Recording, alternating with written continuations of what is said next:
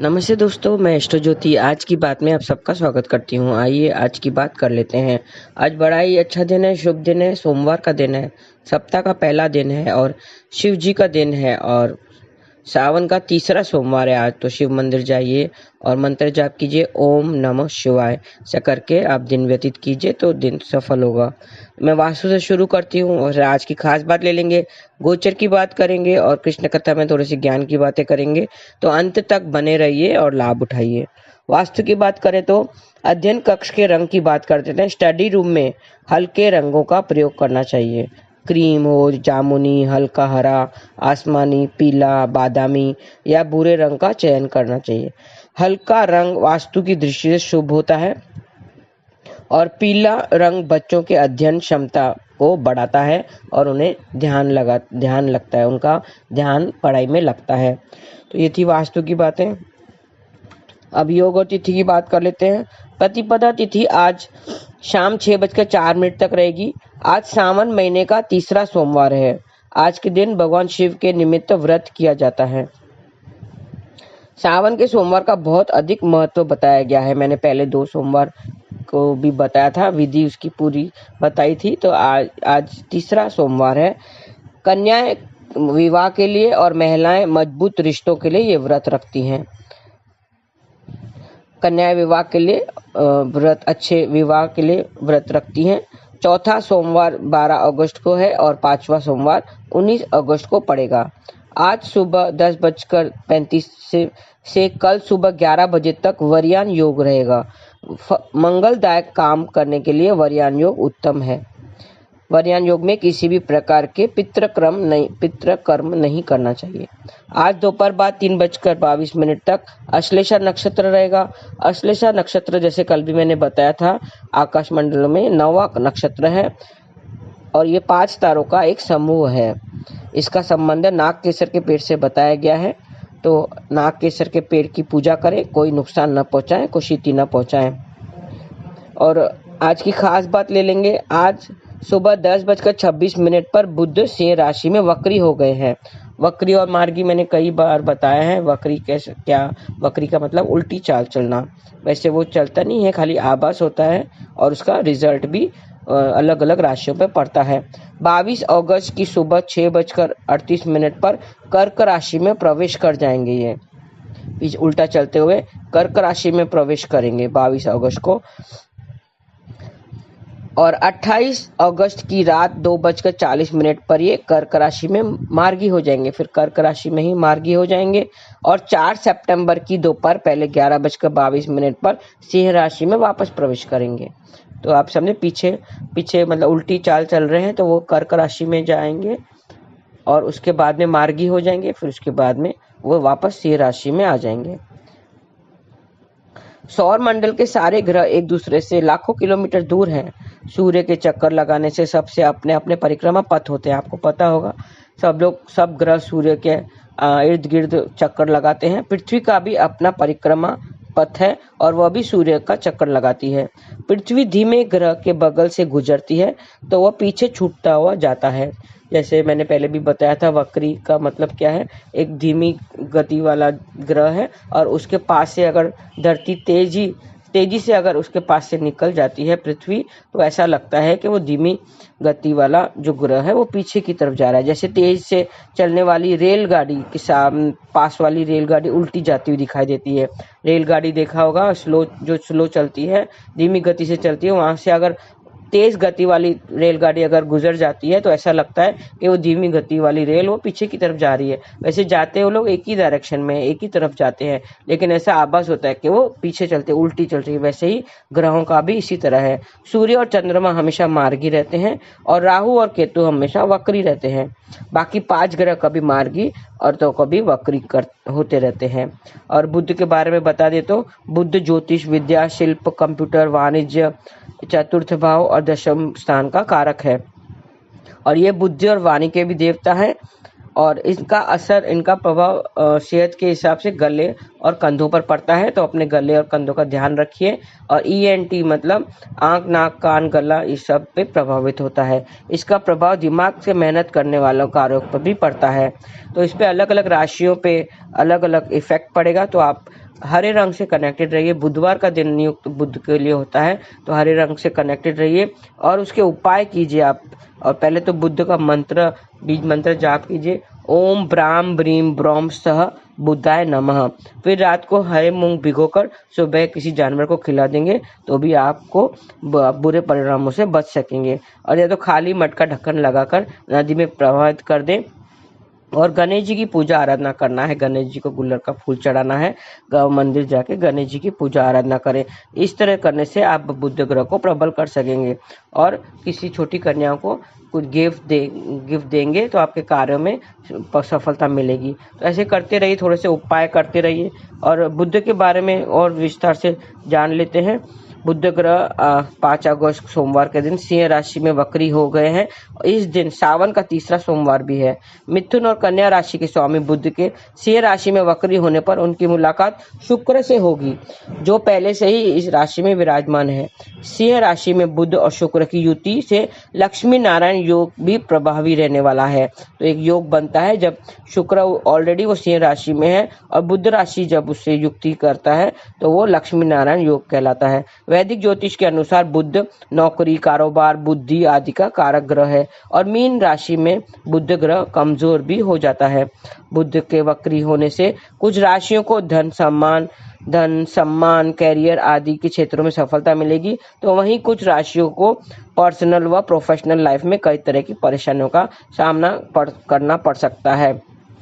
तो आप थोड़े से उपाय अगर करेंगे, आप अपना वाणी और बुद्धि का ध्यान रखें, वाणी संभाल कर यूज कीजिए, किसी का अपमान नहीं कीजिए, सबका सम्मान करना है और गलत सलत बातें नहीं करनी है। वाणी को संभाल कर यूज करना है थोड़े टाइम के लिए। आप 22 अगस्त तक आप थोड़ा संभाल करें, क्योंकि 22 अगस्त से वो फिर कर्क राशि में चले जाएंगे, तो थोड़ा सा ध्यान देने की जरूरत है। बाकी बुध किसी को परेशान नहीं करता है, किसी को ज्यादा नुकसान नहीं पहुंचाता है। खाली दिमाग के तौर पर जो काम आप कर रहे हैं उस पर थोड़ा सा इफेक्ट पड़ेगा, क्योंकि वक्री चल रहा है, उल्टी चाल चल रहा है, तो जो रिजल्ट आने वाले होते हैं वो आपको नहीं मिल सकेंगे। तो इसका परिणाम सब राशियों पे व्यापार में पड़ सकता है। जो व्यापार करते हैं, व्यापारियों को व्यापार वृद्धि के लिए निर्णय के कभी कभी अच्छे परिणाम मिलते हैं, लेकिन कभी कभी बुरे परिणाम भी मिलते हैं। नौकरी पेशा वालों को भी ध्यान रखना है, अपना काम सरलता से करना है और बुद्धि और वाणी का ख्याल रखना है। तो ये थी बुध की गोचर की बातें, जो वक्री गोचर हो रहा है उसकी बातें हैं। आइए अब कृष्ण कथा में थोड़ा सा ज्ञान की बातें कर लेते हैं। हम अपने कर्तव्य अपने निभाते जा रहे हैं और ईश्वर को भूलते जा रहे हैं। हम जिस घर में रहते हैं उसके कागजात, पेपर, डॉक्यूमेंट्स कितने संभाल कर हमने तिजोरी में रखा या लॉकर में रखा होगा, क्योंकि उसके बेस पर ही हम कह सकते हैं कि ये मेरा घर है। क्या विदाउट पेपर आप किसी को बोल सकते हैं कि मेरा घर है? कुछ प्रूफ है? आप प्रूफ के बगैर आप बोल सकते हैं ये मेरा घर है, ये मेरा दुकान है, ये मेरी फैक्ट्री है? नहीं। तो उसके कागजात वगैरह आपको संभाल के रखने पड़ते हैं, डॉक्यूमेंट्स चाहिए रहते हैं, लेकिन उसके बगैर हम नहीं कह सकते कि ये मेरा घर है या ये मेरी दुकान है। लेकिन हमारे मृत्यु होती है, जब मृत्यु होती है तो डॉक्यूमेंट्स कहाँ जाते हैं? घर कहाँ जाता है? आपके साथ चलता है? क्या आप डॉक्यूमेंट साथ में ले जाते हैं? क्या घर आप ले जाते हैं? नहीं ले जा सकते। डॉक्यूमेंट भी इधर ही होता है, कागजात भी सब इधर ही रह जाते हैं और घर भी इधर ही। पर जब हम ऊपर जाते हैं और ठाकुर जी के हम चरणों में घर अगर चाहिए, हम ऊपर हमें जाना है, एक दिन तो सबको ऊपर ही जाना है, ठीक है? कोई इधर रहेगा नहीं हमेशा के लिए। हम तो सिर्फ एक ही धर्मशाला है, हम सिर्फ यात्री हैं, हम यात्रा कर रहे हैं, तो कभी ना कभी तो हमें ऊपर जाना ही है और हमें ठाकुर जी के चरणों में अपना घर चाहिए। याद रखना, वहाँ के लिए भी डॉक्यूमेंट्स लगेंगे, वहाँ बिगड़ डॉक्यूमेंट्स का आप नहीं जा सकते हैं। वह तो हरि नाम जपते हो ना, जो ये हरि नाम जपते हो वो हरि नाम ही ये डॉक्यूमेंट्स है कि हम वहाँ जब लेकर जाएंगे तो ये हम नाम रूपी डॉक्यूमेंट्स ऊपर लेकर उनको दिखाएंगे तो हमें ठाकुर जी के चरणों में घर मिलेगा, तुम्हें उनके चरणों में स्नान मिलेगा। हरे कृष्णा कृष्ण कृष्ण हरे हरे, हरे राम राम राम हरे हरे। बस ऐसे जपते रहिए ये नाम के डॉक्यूमेंट्स। ये वो जरूरी डॉक्यूमेंट्स है जो हमें ईश्वर के चरणों में घर दिलाएगा। हाँ, उनके लिए भी डॉक्यूमेंट जरूरी है, बगैर डॉक्यूमेंट कुछ नहीं होता है, बगैर पेपर कुछ नहीं होता है। हमें गोवर्धन वृंदावन में गोवर्धन पर्वत है, गोवर्धन शिला है, उसकी परिक्रमा करते हैं। अगर आपको परिक्रमा करना है, अगर आपको परिक्रमा का आप वृंदावन जाना चाहते हो तो जा सकते हैं। अगर नहीं जा सकते तो मासिक गोवर्धन परिक्रमा हम करवाएंगे, मतलब गोवर्धन की महिमा सुनाएंगे। तो वो सुनते ही आपको गोवर्धन परिक्रमा का फल मिलेगा। 7 अगस्त से 11 अगस्त के बीच यूट्यूब पर हम ये शुरू कर रहे हैं, 7 अगस्त से शुरू कर रहे हैं। तो आप गोवर्धन पर्वत की महिमा सुनते रहिए और अपना जो है फल पाइए। नाम इस कलयुग को नाश कर सकता है। सिर्फ नाम ही कलयुग को नाश कर सकता है। कलयुग नाम से भयभीत होता है। कोई बड़ा व्यक्ति अगर होता है ना तो उसके आगे सब लोग कांपते हैं, जिसके नाम से कांपते हैं वो ऐसा बड़ा व्यक्ति। या तो पुलिस की गाड़ी जब हॉर्न बजाते हुए आती है, कूं करके आती है, तो हम कितने भयभीत हो जाते हैं, अरे क्या हो गया। वैसे ही ईश्वर नाम से हम ये कलयुग, ये माया, ये सब भयभीत हो जाते हैं। इंसान कलयुग में बढ़ रहा है। हाँ, इंसान की तादाद कलयुग में बढ़ रही है। कलयुग का प्रभाव बढ़ रहा है क्योंकि इंसान उसकी तरफ जा रहा है। हर एक इंसान उसकी तरफ जा रहा है, माया की तरफ ज्यादा जा रहा है, क्योंकि कलयुग का प्रभाव बढ़ गया है। कलयुग का प्रभाव बढ़ रहा है और इसे रोकने के लिए केवल एक ही उपाय है, सिर्फ ये नाम है। हम घर में बैठे हैं और बहुत तेज गर्मी है, मई का महीना है, कितनी गर्मी लगती है। और अगर हम इस समय बाहर चले जाते हैं तो हमें और ज़्यादा प्रभाव लगता है। गर्मी का प्रभाव तो लगेगा ही, हम बाहर निकलेंगे तो और गर्मी लगेगी, गर्मी का प्रभाव तो पड़ेगा ही। ऐसे ही हम इस संसार में हमारे मन को और मौज करना है, मजे करना है। हमारे मन को क्या करना है? मौज करना है, मजे करना है, पार्टी में जाना है। तो कलयुग बैठा है ना, कलयुग बैठा है, कहता है आओ मैं बैठा हूँ, आप तुम्हारे लिए ही बैठा हूँ। अरे इंसान उस तरफ चला जाता है। कलयुग का प्रभाव बहुत बढ़ रहा है क्योंकि इंसान का मन वही तो चाहता है। हमारे मन हमारे कंट्रोल में नहीं है, बल्कि नहीं है तो एक जीव को अपने और खींचता ही चला जा रहा है। हर एक को खींचता चला जा रहा है कलयुग अपने पास, और हम सब उसकी ओर खींचते हुए चले जा रहे हैं क्योंकि हमारा मन नाम जाप में नहीं लगता है, नहीं लगता। बोलेंगे नहीं मेरा मूड नहीं है। बहुत बहाने मिल जाते हैं, 100 बहाने मैंने बताए थे, 100 बहाने मिल जाते हैं। मन कभी नाम जाप नहीं करता, वो हमें दूर करता है, ईश्वर से दूर रखता है। भक्ति, नाम जाप, भक्ति, इन सब से उसमें रुचि नहीं है, हमारे मन को रुचि नहीं है, हमारे मन ही नहीं लगता इन सब में। तो और बाकी तो माया प्रबल तो होगी ना, कलयुग प्रबल तो होगा ही। बस हम बहते चले जाते हैं। हम अपने मन पर कंट्रोल करना चाहिए, हमें अपने मन पर कंट्रोल करना चाहिए। इस कलयुग को प्रबल होने से रोकना चाहिए, कलयुग को प्रबल नहीं होने देना चाहिए। वो कैसे होगा? केवल नाम जाप करने से होगा, प्रभु कीर्तन करने से होगा, प्रभु सत्संग करने से होगा। नाम जाप करते रहो, हरे कृष्णा कृष्ण कृष्ण हरे हरे, हरे राम राम राम हरे हरे। बस ये कलयुग ऐसा नाम जाप करते रहेंगे ना तो कलयुग भयभीत हो जाएगा, माया भयभीत हो जाएगी, फिर वो प्रबल नहीं होगी।